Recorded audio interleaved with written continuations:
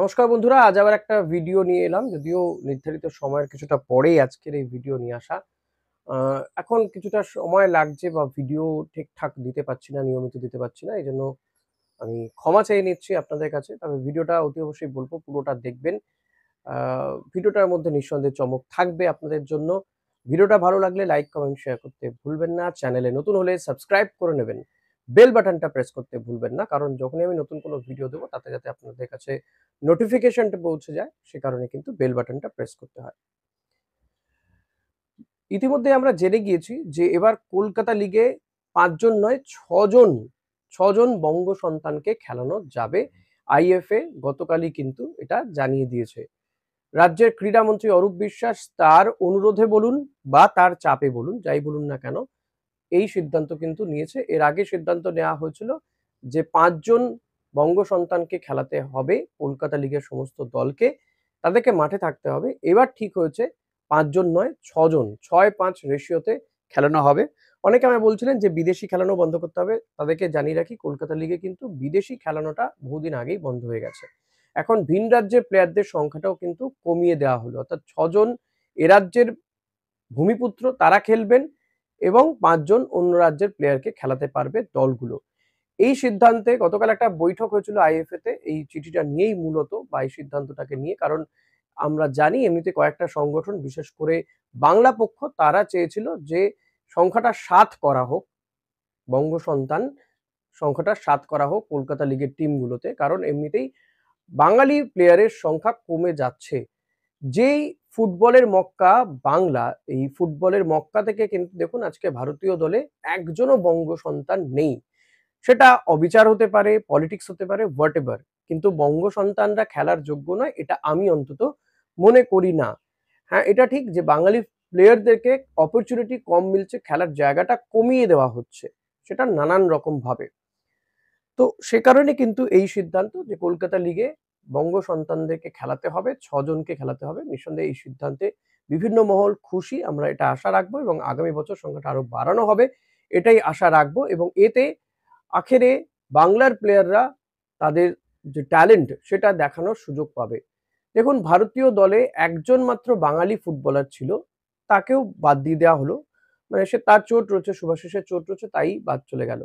এছাড়া বাংলা ফুটবলার কেউ আর চান্স পেতে পারে না এটা আমি অন্তত মনে করি না। শুধুমাত্র আইএসএল কেই যদি পাখির চোখ করা হয়, সেখান থেকে যদি প্লেয়ার বেছে নেওয়া হয় আর গোটা ভারতে কোথাও কোনো ফুটবল খেলা হচ্ছে না, সেটা তো মেনে নেওয়া যায় না। কেন সন্তোষ ট্রফি জয়ী বাংলা দলের কোনো প্লেয়ার কি এই ইন্ডিয়া টিমটায় চান্স পেতে পারত না? যেই টিমটাকে হারাতে গিয়ে এই টিমটার নাকানি চুবানি খেতে হলো। কেউ কি পেতে পারত না সুযোগ? যেখানে ফরওয়ার্ডের একটা আকাল, যেখানে সুনীল ছেত্রীর মতন প্লেয়ারকে ফিরিয়ে নিয়ে আসা হচ্ছে। আজকে উজবেকিস্তান, জর্ডান তারা বিশ্বকাপ খেলার যোগ্যতা অর্জন করতে পারছে। আর ভারত এশিয়া কাপে কোয়ালিফাই করতে পারবে কিনা তা নিয়ে একটা আশঙ্কা, দোলাচল। সেই কারণে সুনীল ছেত্রীকে নাকি অবসর ভাঙিয়ে নিয়ে আসা হচ্ছে। যাই হোক, হংকং ম্যাচের পরে হয়তো মানালো মার্কোস চলে যাবে। এরপরে কে হবে কোচ সেটা এআইএফএফ ঠিক করবে। আমি জানি না, আবার হয়তো কোনো একজন বিদেশিকে ধরে নিয়ে আসা হবে। তিনি আখেরে কি করতে পারবেন তো সেটা দেখা যাচ্ছে।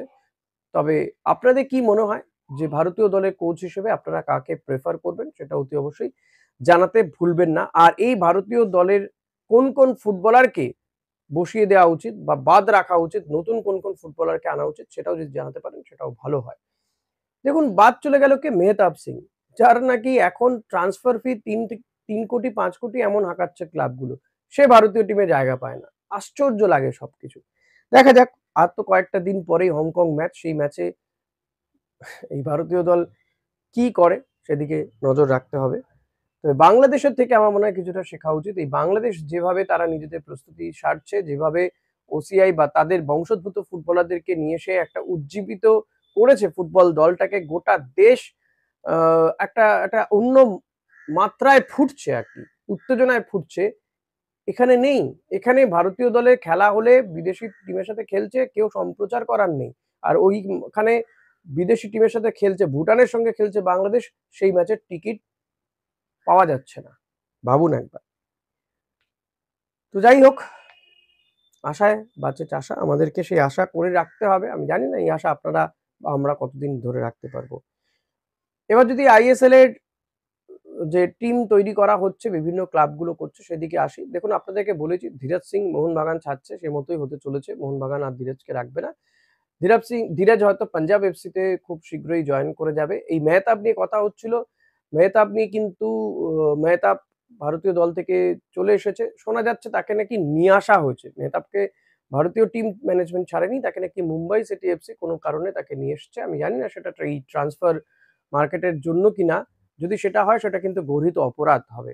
যদি এভাবে ভারতীয় দল থেকে তুলে নিয়ে আসা হয় প্লেয়ারকে, কারণ এখন কোনো মুম্বাই সিটি এফসি খেলা নেই। তো এইটা নিয়ে আলোচনা করবার জন্য যদি তাকে তুলে নিয়ে আসা হয় সেটা কিন্তু খুব খারাপ হবে। তো এই মেহতাবকে মুম্বাই সিটি এফসি ছাড়বে না। শোনা যাচ্ছে তাকে আরো বড় কন্ট্রাক্টে রাখা হচ্ছে। যে টাকা অফার করছিল মোহনবাগান, তার থেকে হয়তো বেশি টাকা অফার করে মেহতাবকে মুম্বাই সিটি এফসি রেখে দেবে। তো মেহতাবকে একটা সময় ইস্টবেঙ্গলও টার্গেট করেছিল, কিন্তু আর নয়, হয়ে গেছে। ইস্টবেঙ্গলও সে আসবে না। মোহনবাগানেই যখন ছাড়ছে না মুম্বাই সিটি এফসি, তো ইস্টবেঙ্গলও ছাড়া হচ্ছে না। রাহুল বেকের দিকে ইস্টবেঙ্গলের নজর ছিল, অনেকটা কথাবার্তা হয়েছিল। এবার শোনা যাচ্ছে এই রাহুল বেকেকে নেওয়ার জন্য নাকি মোহনবাগানও ঝাঁপাচ্ছে। ফলত রাহুল বেকেও কিন্তু মোহনবাগান ঝাঁপানোতে রাহুল বেকের ডিলটাও কিন্তু আমি জানি না সম্ভব হবে কিনা। তো এবার বেঙ্গালুরু এফসি তারাও রাহুল বেকেকে ছাড়বে কিনা সেটাও একটা বড় বিষয়। তবে ইস্টবেঙ্গলে একজন বিদেশিকে নিয়ে আসা হবে, তা নিয়ে কথাবার্তা চলছে, সেই খবর দেবো। আরেকটু বিষয় বলে নি, তারপর আসছি এই বিষয়ে। কলকাতা লিগের প্র্যাকটিস তো ইস্টবেঙ্গল ইতিমধ্যেই শুরু করে দিয়েছে, আপনারা জানেন। সিনিয়র টিমটাও হয়তো আর কয়েকদিনের মধ্যেই প্র্যাকটিসে নেমে যাবে। আস্তে আস্তে ফুটবলারদের রেজিস্ট্রেশনও শুরু হবে ধীরে সুস্থে, কারণ সামার ট্রান্সফার উইন্ডো তো খুলেই যাচ্ছে। তো এই জায়গাতে টিম গুছিয়ে নিতে চাইছে প্রত্যেকেই, ইস্টবেঙ্গলও তার অন্যথা নয়। এবার ইস্টবেঙ্গলে শোনা যাচ্ছে যে অনেকজন স্ট্রাইকার এবং সেন্টার ব্যাকের সঙ্গে কথাবার্তা হচ্ছে আস্তে আস্তে। কারোর সাথে নাকি ডিল এখনো চূড়ান্ত হয়নি। তো একজন স্ট্রাইকার ইস্টবেঙ্গল নেবে।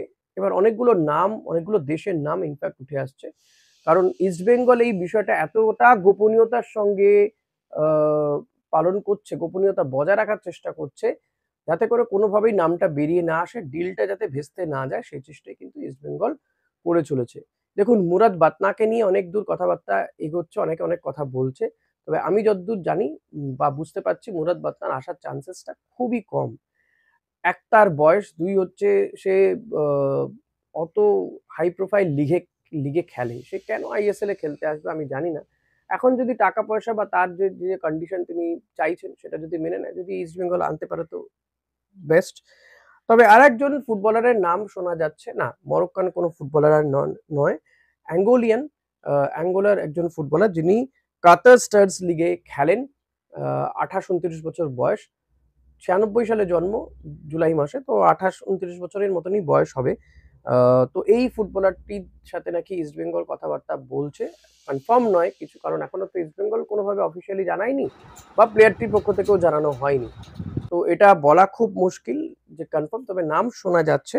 প্লেয়ারটি আল ওয়াকরাহ, এই কাতার স্টার্স লিগের এই ক্লাবে খেলে।